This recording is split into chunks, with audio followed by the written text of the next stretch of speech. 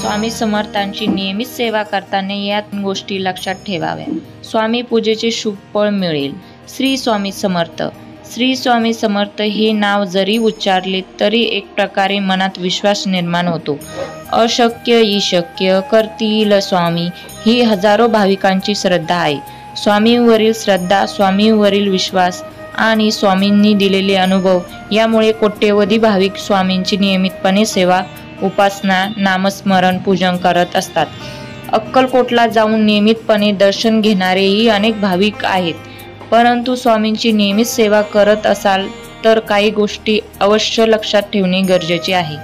या गोष्टी आचरणात आणल्यास स्वामी पूजा आणि स्वामी सेवेचे शुभ फळ अधिक चांगल्या पद्धतीने मिळू शकते अशी मान्यता असल्याचे सांगितले जाते.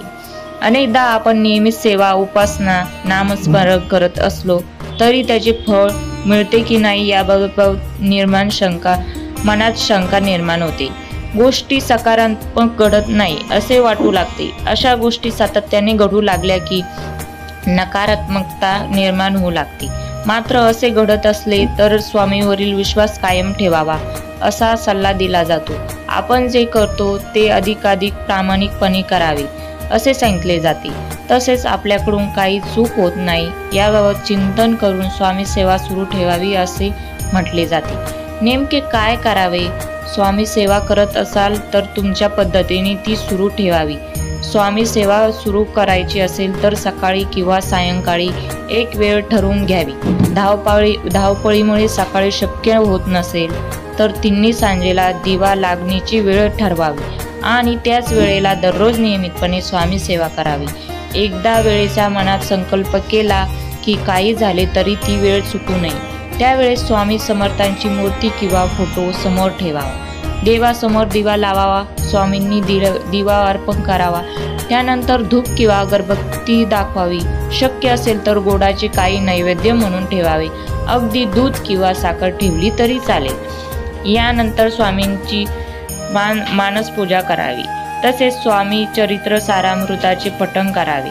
याचे 21 अध्याय आहेत. दररोज 3 अध्यायाचे पठण केले तरी 7 दिवसात एक पारायण पूर्ण होऊ शकेल. पुन्हा पहिल्या अध्यायापासून पारायणास सुरुवात करावी. यानंतर स्वामी समर्थ महाराजांचा तारक मंत्र म्हणावा. तसेच किमान एक माळ श्री स्वामी समर्थ या मंत्राचा जप करावा. एकापेक्षा अधिक माळ जपल्यास उत्तम, परंतु यशाशक्ती जप नामस्मरण करावे. शक्य तितक्या काळापर्यंत ही सेवा सुरू ठेवावी. शक्यतो ही सेवा अखंडपणे करावी. खंड पडू नये. काही अपरिहार्य कारणास्तव सेवेत खंड पडल्यास स्वामी समर्थाची मनापासून क्षमा याचना करावी. तसेच पुन्हा संकल्प करून सेवा सुरू करावी. सर्वात महत्त्वाचे म्हणजे स्वामीवर दृढ विश्वास ठेवावा. ही सेवा करताना निशंक मनाने करावी. कोणताही किंतु मनात ठेवू नये. अशा प्रकारे आपण बघितले व्हिडिओमध्ये त्यांची माहिती सांगितली. स्वामी समर्थाची नियमित सेवा करता या 3 गोष्टी लक्षात ठेवाव्या आपण बघितलं. आणि मनातूनच श्रद्धा असली पाहिजे. कोणत्याही देवाला मनातूनच श्रद्धा असली पाहिजे. तर तुम्हाला कसा वाटला व्हिडिओ नक्की कमेंट करून सांगा. अधिक माहितीसाठी सबस्क्राईब करायला विसरू नका. सबस्क्राईब करा, शेअर करा आणि लाईक करा.